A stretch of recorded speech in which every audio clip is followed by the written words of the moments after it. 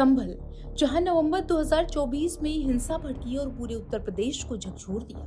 अब उसी हिंसा पर सबसे बड़ी जांच रिपोर्ट 400 से ज्यादा पन्नों की तैयार की एसआईटी की ये रिपोर्ट अब यूपी विधानसभा के मानसून सत्र में पेश की जाएगी। रिपोर्ट सिर्फ दंगे की कहानी नहीं बताती, बल्कि संभल की बदलती डेमोग्राफी, आजादी के बाद दंगों का इतिहास, नेताओं की कथित भूमिका और हिंसा की पूरी टाइमलाइन को जोड़कर पेश करती है। रिपोर्ट आने के ठीक पहले सरकार ने मुख्य आरोपी मोहम्मद वारिस पर रासुका लगा दिया, जबकि इससे पहले 2 और आरोपियों पर एनएससी की कार्रवाई हो चुकी है। सवाल है कि संभल हिंसा की साजिश का पूरा सच सामने आ जाएगा या फिर ये रिपोर्ट भी नए राजनीतिक संग्राम की वजह बनेगी। 4 नवंबर 2024 संभल की शाही जामा मस्जिद का अदालत के आदेश पर सर्वे चल रहा था। सर्वे का विरोध कर रही थी भीड़ और पुलिस आमने सामने आ चुकी। देखते ही देखते पथराव शुरू हुआ, आगजनी हुई, गोलियां चली, सरकारी संपत्ति को नुकसान पहुंचा और पूरा इलाका हिंसा की आग में जल उठा।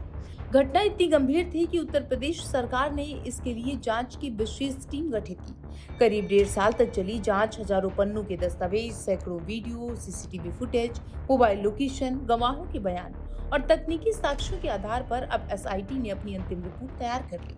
400 से अधिक पन्नों की इस रिपोर्ट में सिर्फ हिंसा का घटनाक्रम नहीं, बल्कि संभल की सामाजिक और राजनीतिक पृष्ठभूमि का भी विस्तार से उल्लेख है। रिपोर्ट में दावा किया गया है कि संभल में आजादी के बाद हुए कई सांप्रदायिक दंगों का रिकॉर्ड, स्थानीय सामाजिक परिस्थितियां और बदलती जनसांख्यिकी को हिंसा की पृष्ठभूमि के तौर पर विश्लेषित किया गया।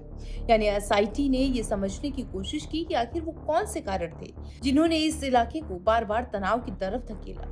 अब यही रिपोर्ट विधानसभा के मानसून सत्र में सदन के पटल पर रखी जा रही। जांच के दौरान कई बड़े नाम भी एसआईटी के रडार पर आए।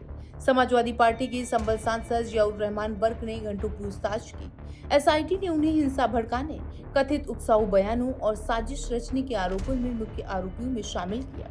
इसी तरह समाजवादी पार्टी के विधायक इकबाल मसूद के बेटे सुहेल इकबाल का भी नाम जांच में सामने आया, जिन पर भीड़ को उकसाने का आरोप लगाया गया। हालांकि इन सभी आरोपों पर संबंधित पक्ष पहले भी राजनीतिक साजिश का आरोप लगा चुका है। एसआईटी रिपोर्ट विधानसभा में रखे जाने के ठीक पहले सरकार ने बड़ा कदम उठाया। मुख्य आरोपी मोहम्मद वारिस पर राष्ट्रीय सुरक्षा कानून यानी रासुका लगा दिया। वारिस को हिंसा का कथित मास्टरमाइंड बताया जा रहा है। इससे पहले मुल्ला अफरोज और मोहम्मद गुलाम पर भी एनएसए लगाया जा चुका, यानी अब तक इस मामले में 3 आरोपियों पर राष्ट्रीय सुरक्षा कानून के तहत कार्रवाई हो चुकी है। पुलिस का दावा है कि हिंसा कोई अचानक से नहीं हुई। यह घटना कोई अचानक नहीं हुई, बल्कि इसकी तैयारी पहले से की जा रही थी। पुलिस और एसआईटी की चार्जशीट के मुताबिक एफआईआर में 25 से ज्यादा लोगों को नामजद किया गया है, जबकि सैकड़ों अज्ञात लोगों की पहचान सीसीटीवी फुटेज, वीडियो रिकॉर्डिंग और डिजिटल सबूतों के आधार पर की गई। आरोपियों की हत्या के प्रयास, सरकारी काम में बाधा, दंगा, आगजनी, सरकारी संपत्ति को नुकसान, आपराधिक साजिश, धार्मिक स्थिति को खराब करना और सार्वजनिक शांति भंग करने जैसी गंभीर धाराएं लगाई गई हैं। जांच एजेंसियों का कहना है कि डिजिटल फॉरेंसिक, मोबाइल लोकेशन और वीडियो एनालिसिस को भी महत्वपूर्ण साक्ष्य बनाया गया। हालांकि इस पूरे विवाद का एक कानूनी पहलू अभी बाकी है, जिस पर शाही जामा मस्जिद के सर्वे के दौरान हिंसा हुई थी। उस विवादित स्थल से जुड़े मुख्य मुकदमे की कार्रवाई पर फिलहाल सुप्रीम कोर्ट की अंतरिम रोक बनी हुई है।